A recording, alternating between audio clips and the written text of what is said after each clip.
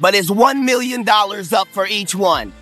That's $5 million, Mr. 28 million in Forbes. Bring yours however you want. And since you're not a puppet, don't bring no white people with you then. That's a $5 million bet individually. You can take it all, or you can take it part and parcel. This is the new movement. And tell them plastic cup boys, we make enough money to drink out of real glassware. I'm gonna need you to get rid of all the leftover pizza boxes. The what? All the boxes left over from the pizza. All the boxes. Okay. Make sure you recycle the plastic like we talked about. Yeah. Katt Williams has just unveiled a perplexing hidden message within Diddy's newly leaked phone call from jail, and it's nothing short of astonishing. In an earlier clip, Katt raises a hand sign while rallying for a movement, and the gesture is a powerful symbol of love, a heart. This is the new movement. Recall what Diddy changed his name to a few years back. See, Diddy's my nickname. Uh-huh. Love is my real name. Okay. So I just changed my name to Love. Sean Love Combs. That's what it says on my driver's license. That's my official name, Love. Absolutely, Katt Williams is undeniably calling out Diddy with the gesture of breaking apart the heart symbol. In the clip, Katt mentions some cryptic references to plastic and pizza boxes alongside other shady dealings Diddy might be entangled in. Although Katt speaks in riddles, he drops a chilling line about it being $1 million for each box. This has led some to speculate that pizza boxes could be code for children, implying he's instructing his associates to get rid of them for a staggering $1 million each. But it's $1 million up for each one. That's $5 million, Mr. 28 million in Forbes. Now, this alleged leaked call from Diddy in prison was talking about getting rid of pizza boxes. Now, if you know your stuff and you're privy, you know exactly what pizza stands for, and that's probably what they're talking about and referring to on this alleged leaked call. Pizza, for those who don't know, I'm gonna make it very clean. It has to do with children and selling. Make sure you recycle the plastic like we talked about. What about the plastic that Diddy wants to get rid of? This detail is still under scrutiny, leaving us in the dark about what Diddy might actually mean. In the clip, Katt Williams openly challenges some of the plastic cup boys, hinting at a deeper confrontation. And tell them plastic cup boys, we make enough money to drink out of real glassware. Man? Speculation is swirling that he might be alluding to a code word for Diddy's undiscovered stash of baby oil. This isn't the first time Katt Williams has aimed at the Hollywood elite. The Illuminati, rumored to include figures like Diddy and Jay-Z, has always been the butt of Katt Williams' jokes. Katt Williams just went on Joe Rogan and completely exposed the satanic rituals in Hollywood, the agenda to feminize men, and compared the Transformer movement to the Baphomet. Listen to this. Show me one person that ever wore a dress in Hollywood unsuccessfully. That's how you understand what a ritual is. Katt goes on to say the first time he heard of a Transformer was the Baphomet, and that he's seen this agenda coming 20 years ago. This is all interesting because if you've been watching my videos for a while, you've seen me call it the Baphomet agenda, like what Madonna's doing to her son she adopted from Africa. Charlize Theron and her kid, she started transforming at 3 years old. Ex-NBA player Dwayne Wade and his kid. What about Machine Gun Kelly and his girlfriend Megan Fox, who've admitted to doing satanic rituals in which they consume each other's blood? Megan Fox has done the same things with hers. And MGK did this to his body in order to prove his love to Megan Fox. And Hollywood's been feminizing some of the biggest male entertainers. Now listen to Katt. The earliest I had seen that word gender was Baphomet. This is a spiritual war. We wrestle not against flesh and blood. Hollywood puts people at the forefront for us to worship and idolize. And these are the same people who worship and idolize Satan. It is time for us to break free of the shackles they've had on our minds. Satan is going all out because he knows his time is short. Time to wake up. Did you know that Katt Williams has had his share of run-ins with Suge Knight, Diddy's longtime nemesis and a close associate of Tupac? Knight is currently behind bars, serving a staggering 28-year sentence in federal prison. Having narrowly escaped a tense encounter with Katt Williams, their tumultuous history adds another layer to the complex web of relationships in the hip-hop world. You understand consequences and repercussions very well. Okay. So My question to you is, why are you such a habitual line stepper? Why do you cross that line so often when you know what the repercussions and consequences are going to be? And they're not going to be favorable to you. For example, Right. I saw where you and Suge got arrested, right? You and Suge got arrested. Is that true? Allegedly. Allegedly. Yeah. Allegedly. Okay. Like, and What were we doing? allegedly it had something to do with like some type of photography, a camera or something like that. I'm not sure. I'm just sure. Oh. I'm just saying this is what I read. Well, I'll tell you the story, Yeah, and okay. you tell Tell me me, the story. then does that change how you frame this? Okay. So, we have a meeting with a hologram company, which is going to go into a licensing deal on some holograms. This is in Beverly Hills. So now there's a rodeo, and behind that is an alleyway where you park your vehicles. That's where we are. Suge has brought his son with him, who's 5 years old. And before we go into this meeting, Suge's son runs behind the dumpster and urinates. And a lady films his penis out, peeing behind the dumpster. And then says, "Oh, I thought that was Katt's kid."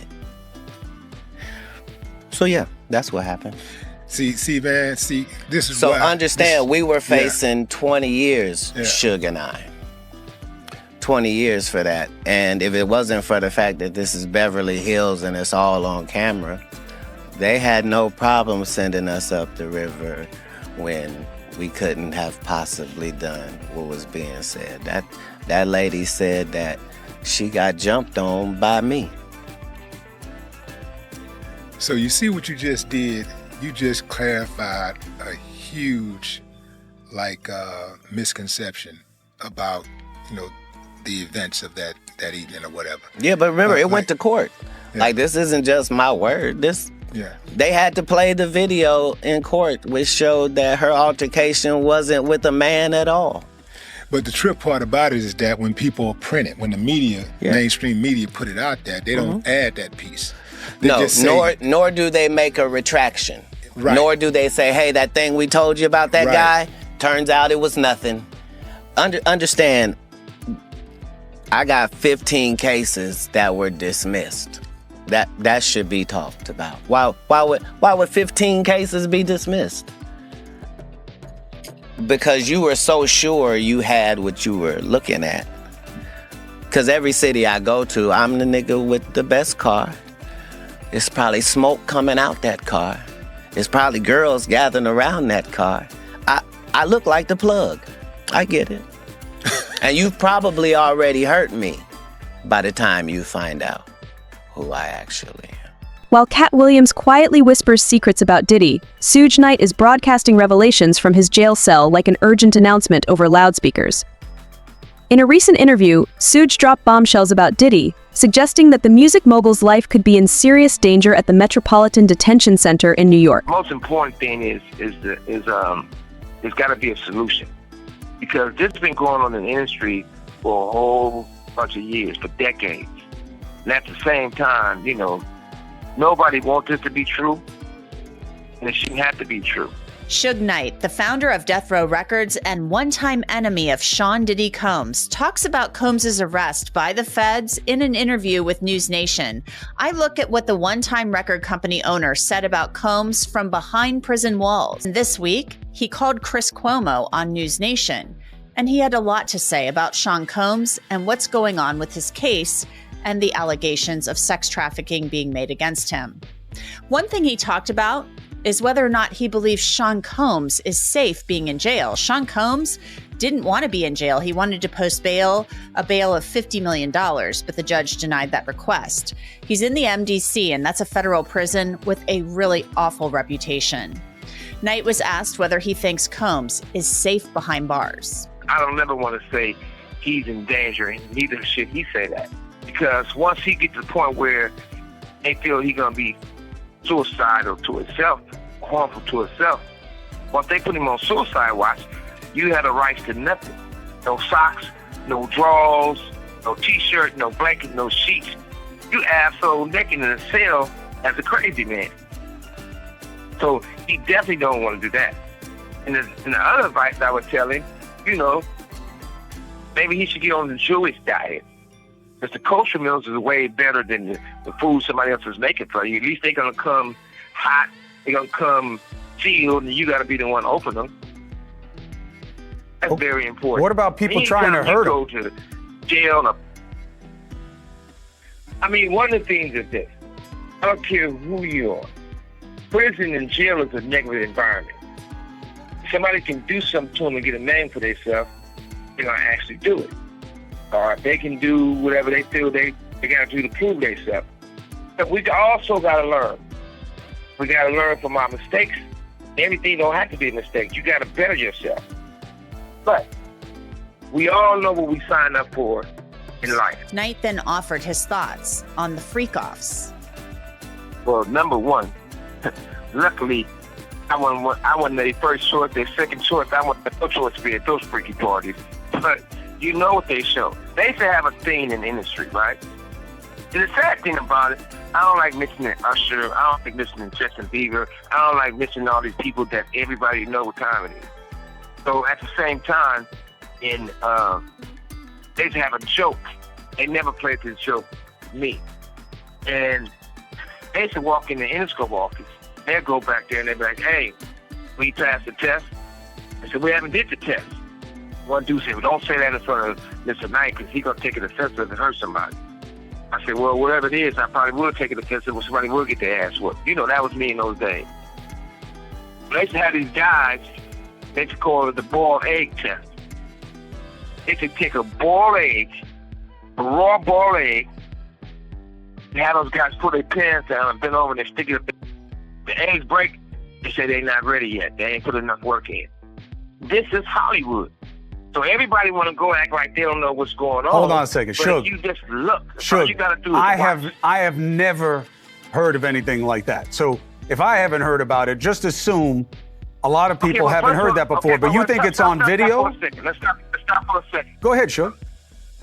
Yeah, listen, and also, have you ever been to any puffy parties? No. You sure they had a long time to think about it. But if you haven't been in those butt naked parties, even some of the preachers been in those parties, and they wasn't on their knees praying for God. See, they was praying for somebody to have come real quick or something. But I wasn't there, but it's proof of it. But at the same time, everybody want to look around and act like something going on that wasn't right. It's the facts of life in the industry. So that was kind of graphic, but this is what Suge Knight is saying, and at one point, he ran in these circles.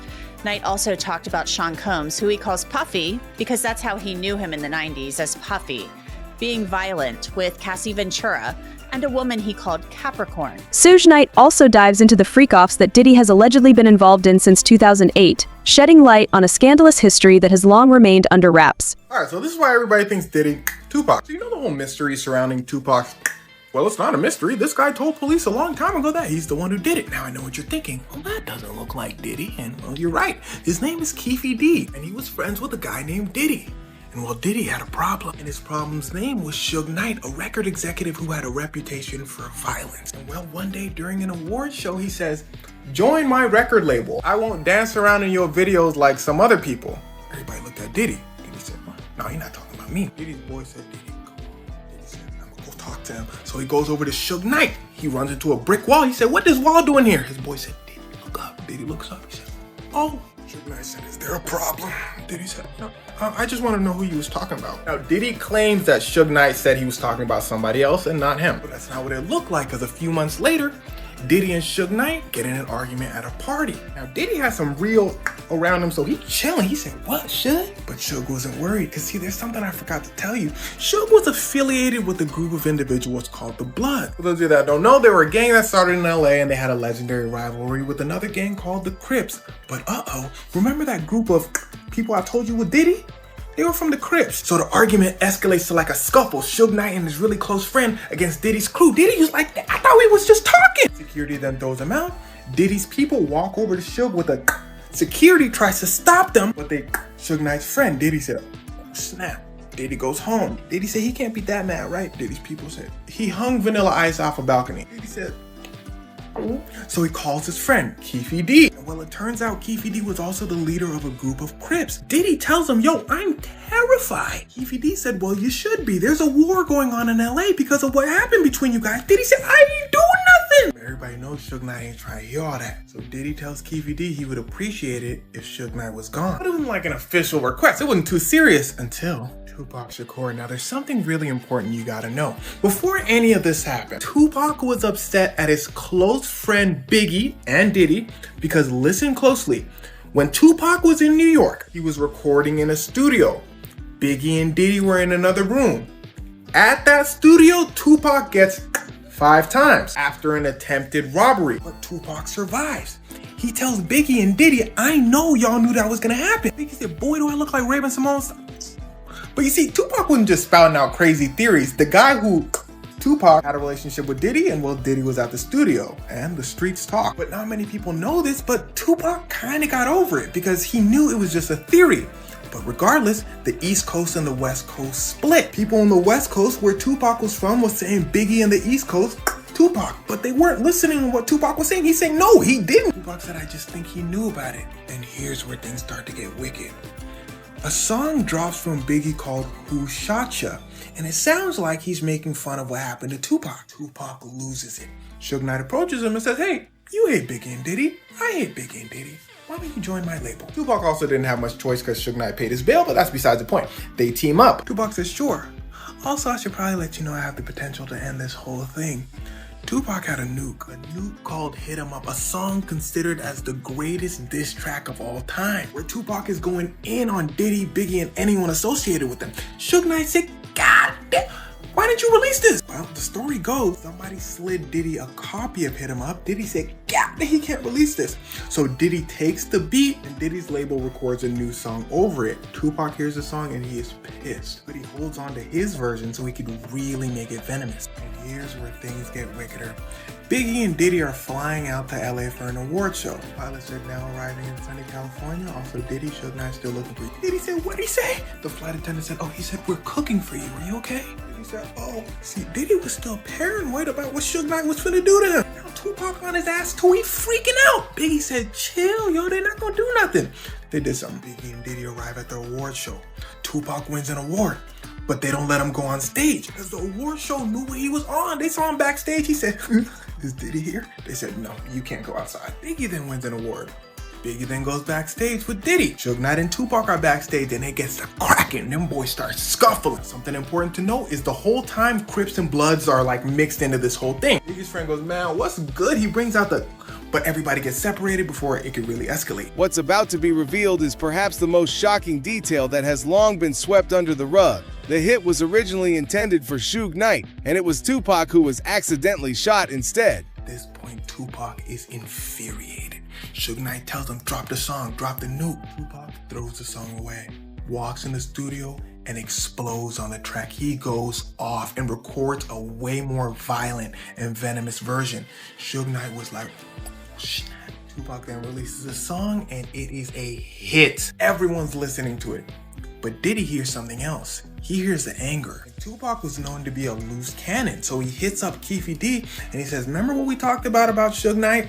We'll add Tupac to the list too. And everything comes to a head in Las Vegas by pure coincidence. See, Mike Tyson's having a fight in Vegas and he invites his close friend Tupac to watch his fight. But Keefe D and Keefe D's nephew are there. Now pay attention, we about to start zigzagging. Somebody from Suge Knight's crew sees Keefe D's nephew. They tell Suge Knight, hey, that guy's part of the Crips. Suge Knight, blood affiliated. So they put the pause on Keefe D's nephew. Keefe D's nephew goes to Keefe D. He says, Suge Knight and Tupac put the pause on me. Keefe D says, well, I guess the Diddy deal is on. Focus. Keefe D then goes to a guy named Zip, a big time street guy whose job is to make sure this whole thing goes according to plan for Diddy. Zip tells Keefe D, Diddy said $1 million.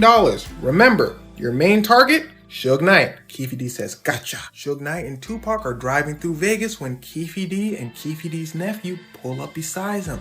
Keefe D gives his nephew the nephew is pissed because Tupac really put the pause on him earlier. So the nephew goes, boom. First shot grazes Suge Knight's head and Suge Knight ducks, exposing Tupac. The nephew says, well, boom, boom, boom. Tupac passed. Now, you gotta understand, this is Tupac Shakur, one of the most famous people in the world. The FBI and the police are going to figure this out. In fact, as soon as Keefe D gets home, the FBI starts watching him. They said, boy, come on. Keefe D said, y'all got evidence? The FBI says, not yet, but you sell stuff, don't you? This kind of stuff. The FBI says, cool. The Colombians who supplied Keefe D said, the FBI, oh no, you got it. So Keefe D loses a bunch of money, but he says it's all good because Diddy said he was gonna pay me. He calls Diddy. Diddy ain't answer the call. He goes to Zip. Remember the middleman? Zip says, Diddy ain't give me the money. He tracks Diddy down and says, boy, you better give me that money.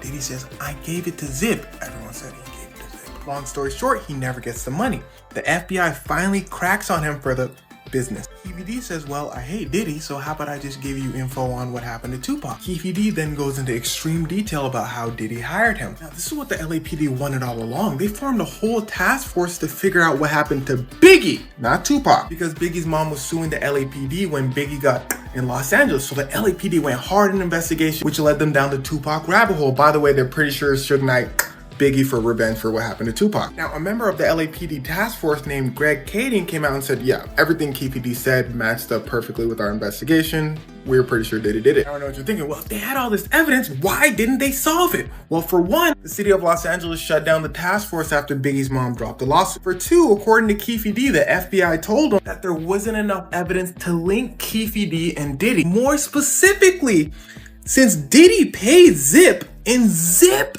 didn't pay you, there's not enough evidence. And since Diddy is a billionaire with the best lawyers in the world, they need strong evidence. And Diddy's lawyers are just gonna say Keefe D said all this to keep himself out of jail. But Keefe D gets arrested anyway for Tupac because he writes a book about the event. He said, I thought I had immunity. The Las Vegas police tell him, no, you had an agreement with the LAPD for those specific charges. We found new evidence and, well, you finna get life. But I think the most interesting part is since the cases are technically unsolved, you can't say Diddy did it. But the police and rappers in the industry have been saying for decades. 50 Cent really early on said, yeah, by the way, Diddy did it. Eminem makes a song listing out what happened saying Diddy did it. It was the worst kept secret in the industry. But Diddy will probably never get charged for it. But also, I don't think the FBI cares because I'm sure the way they see it is he's gonna get life for all the other stuff he did, so. The infamous East Coast-West Coast feud was a fierce rivalry between Diddy and his Bad Boy Records and Knight's Death Row Records. Understanding how this explosive conflict unfolded is essential before diving deeper into the Diddy rabbit hole. Yeah, that's a good point, man. You might be right about that, man. You know they got some more indictments coming for Diddy, though, right? Tupac murder, you think it's one of them or no? Well, Pac is a state case. Pac is a state case. Pac would never be a federal case unless they can find something that he did that comes under the federal guidelines. They're not gonna add Pac case if they had something to do with that. If he has something to do with that, they're not gonna add it unless it comes to some banking stuff. Like you hear guys talk about, Gene Deal said he saw a check. Bruh. Gene Deal also said I wasn't the only one who saw the check for $1 million that Eric Martin had, AKA Eric Von Zip. I wasn't the only person who saw it. And on my program, I had named about 3 people who saw it. But my whole thing about it is this. If they find out there's some way he talked to somebody and had them write a check or pay Zip the way they pay Zip, and it gets back that he has something to do with it, that might bring some federal charges against him. I don't know. All I know is that case is a state case. Nevada versus, Keefe D. You know what I'm saying? Unless they can get something like that. Some phony money wiring into an account and getting it to Zip, but they can follow that. See, you know the funny thing about that whole shit with that check stuff is that not one individual who has the ability and the authority to run and see did Eric Martin cash a check for $1 million. They never said it wasn't a check for $1 million. Greg Kading, none of them never said there wasn't a check for $1 million, because all they had to do is run his accounts. Did he ever receive a check from $1 million from Jimmy Henchman, Blackground Records, Barry Hankerson? Did he ever receive that check? Everybody always say, ain't nobody paying nobody with no $1 million check. Ain't nobody writing no check. I didn't say the check was for nobody's death. I said after Pac's death, we saw a check. Eric Von Zip had it for $1 million. He said he got it from Blackground Records. I don't never know him owning Blackground Records or doing a record label or anything. He may have. I don't know. But I do know I saw that check for $1 million, and I know who he said he got it from and what it was for. Nobody never said it wasn't a check though. But we checked the system, we checked the banking system. He ain't cashed it at no check cashing place. He put it in some account. It was written in his name. But I will say him getting that check and the timing of it, yeah, it's suspect, man. Yeah. We looked at each other. Me and my man said, Blackground Records? You know he was in the music business? Nah, I ain't know. Okay. You understand? Not one investigator, not one person came out and said, Eric Von Zip ain't never have no check in his account for $1 million from Blackground Records. They could check Blackground Records account. That's easier than checking Eric Martin, because they was in the music business. If he wrote a check for $1 million, then somebody had to, what? Approve that. And how long was this after Tupac murder? This was in early 2000s. It was in the early 2000s.